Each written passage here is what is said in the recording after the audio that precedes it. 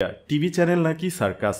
বাংলাদেশের ছাত্র জনতার গণ অভ্যুত্থানে জঙ্গিবাদ ও মৌলবাদ বলে আখ্যায়িত করছে ভারতীয় কিছু গণমাধ্যম, যার মধ্যে উল্লেখযোগ্য হচ্ছে পশ্চিমবঙ্গের TV channel Republic Bangla. Social মিডিয়ায় ছড়িয়ে পড়া এক ভিডিওতে দেখা যায় তিনি ক্যামেরার সামনেই অনেকটা উন্মাদের মতো লাফালাফি ও চিৎকার করে দাবি করছেন এই আন্দোলন ছাত্র আন্দোলন নয়। সাবেক প্রধানমন্ত্রী শেখ হাসিনার পুত্র জয়ের এক এক দিন দেয়া এক এক বক্তব্যের সাথে তাল মিলিয়ে তাকে বলতে শোনা যায় যে এই আন্দোলন একটি মৌলবাদী আন্দোলন।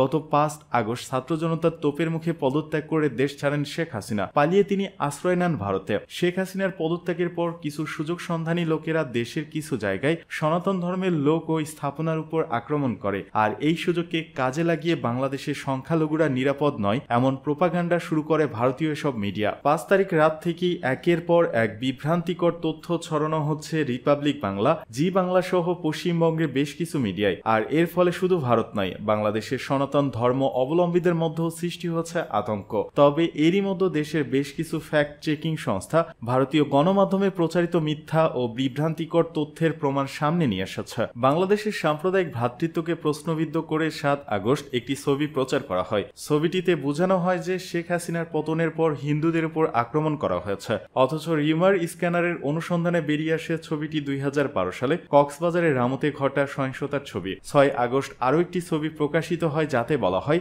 একটি হিন্দু মন্দিরে আগুন দেওয়া হয়েছে, অথচ ছবিটি কোনো মন্দিরের নয়, ছবিটি সাতক্ষীরার রাজপ্রাসাদ রেস্টুরেন্টের। 5 আগস্টে এক্স বা সাবেক টুইটারে ভাইরাল হয় হিন্দু ক্রিকেটার লিটন দাসের বাড়িতে আগুন দেওয়া হয়েছে এমন তথ্য, অথচ আগুনে পুড়তে থাকা বাড়িটি বাংলাদেশ ক্রিকেট দলের সাবেক অধিনায়ক ও নড়াইলে 2 আসনের সাবেক সংসদ সদস্য মাশরাফির। এছাড়াও 9 আগস্ট নিজের ভেরিফাইড ফেসবুক প্রোফাইলে লিটন দাসও নিশ্চিত করেন যে তার বা তার পরিবারের উপরে কোনো হামলা হয়নি, তারা নিরাপদেই আছেন। আরও একটি ছবি ছড়িয়ে পড়ে এক্সে, যেখানে বলা হয় পশ্চিমবঙ্গের সীমান্ত দিয়ে বাংলাদেশের সনাতন ধর্মী মানুষ প্রাণ ভয়ে ভারতে প্রবেশ করছেন, অথচ রিমার স্ক্যানারের অনুসন্ধানে বেরিয়ে আসে ছবিটি একটি ভিডিও থেকে নেওয়া হয়েছে, যা 2018 সালে ভারত বাংলাদেশ সীমান্তের এক মিলন মেলার ভিডিও। অর্থাৎ বলাই বাহুল্য ভারতীয় গণমাধ্যম ও ধর্মীয় গুরুরা বাংলাদেশে থাকা সনাতন ধর্ম অবলম্বীদের উপর হামলা নিয়ে একের পর এক গুজব ছড়িয়ে যাচ্ছে। আর এসব গুজবের সত্যতা যাচাই না করে দুই বাংলার সাধারণ মানুষই আতঙ্কগ্রস্ত হচ্ছেন। তবে অনেক বিশ্লেষকের মতে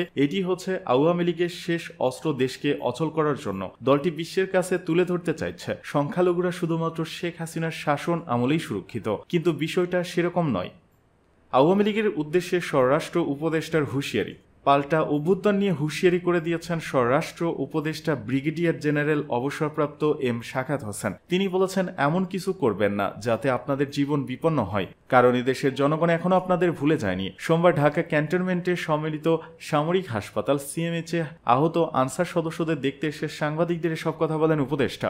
ক্ষমতাচ্যুতরা আবার সংগঠিত হওয়ার চেষ্টা করছে বিভিন্ন জায়গায়, এমন প্রশ্নের জবাবে স্বরাষ্ট্র উপদেষ্টা বলেন, লোক জড়ো করুক আর যাই করুক, এমন কিছু করবেন না যাতে আপনাদের জীবন বিপন্ন হয়, কারণ এদেশে পাবলিক এখনো আপনাদের গ্রহণ করতে আসেনি। বরং আমি মনে করি আপনারা আপনাদের পার্টি রিঅর্গানাইজ করেন। পার্টির অনেক অবদান আছে বাংলাদেশে, এটা আমরা ডিনাই করতে পারি না। পার্টিকে রিঅর্গানাইজ করেন, একটা পলিটিক্যাল পার্টির মতো থাকেন, ইলেকশন এলে কন্টেস্ট করবেন, জনগণ ভোট দিলে ভোটে যাবেন। আওয়ামী লীগের উদ্দেশ্যে শাখাত হোসেন বলেন, এদেশের লোক এত তাড়াতাড়ি ভুলে নাই, সময় দেন হয়তো ভুলে যাবেন। এত তাড়াতাড়ি ভুলে নাই কারণ যাকে নেতা ধরেছিলেন সেই নেতারা এখন পালিয়ে বেড়াচ্ছে, যাকে ধরছে তাকে আমরা বাঁচাতে পারছি না। অনেক নেতাকে অনেকে বাঁচিয়েছে, আমরা জানি কে কোথায় আছে, কিন্তু ওটা না করে আপনারা বরং পার্টিকে রিঅর্গানাইজ করেন। এটা অনেক বড় party. I have a lot of respect for Awami League. একসময় আমাদের মতো বাঙালিদের ভরসার জায়গা ছিল এই পার্টি।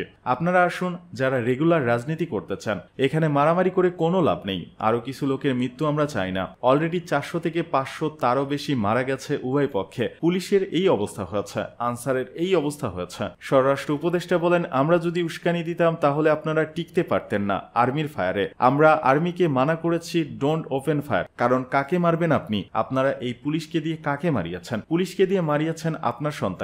এটা করবেন না। অনুরোধ করছি, প্ররোচনায় আইসেন না। ব্যক্তিগত স্বার্থে আপনারা এত বড় দলকে নষ্ট করবেন না। পাল্টা অভ্যুত্থান প্রসঙ্গে শাখাত হোসেন বলেন, কেউ যদি মনে করেন যে আবার কাউন্টার রেভলিউশন করে ক্ষমতায় আসবেন, কাউন্টার রেভলিউশন করতে হলে আপনাকে আবার হাজার হাজার লোকের রক্ত বহাইতে হবে। যদি আপনারা সেই দায়িত্ব নিতে চান তাহলে নেন, আমার কিছু করার নেই।